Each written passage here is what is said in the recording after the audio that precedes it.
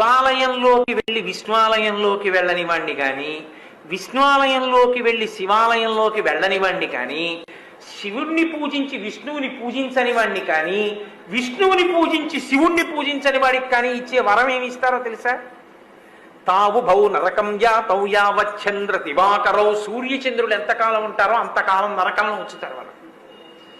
ఆ మాట నేను కాదు చెప్పింది, సాక్షాత్తు నారాయణుడు చెప్పాడు. శివకేశవులు రెండు కాదు, శివకేశవులు ఒక్కటే. అందుకే ఒకటైన పరమాత్మ రెండుగా నిలబడతాడు. ఒక అమ్మే, పుట్టించినప్పుడు బ్రహ్మ, అన్నం పెట్టినప్పుడు విష్ణువు, పడుకోబెట్టినప్పుడు శివుడు. మూడు అమ్మయందే ఉన్నాయి. అందుకే మాతృదేవోభవ, మొట్టమొదటి అమ్మకి నమస్కారం చేయడానికి కారణం అదే. మూడు మూర్తులు అమ్మయందు ఆవహించి ఉన్నారు.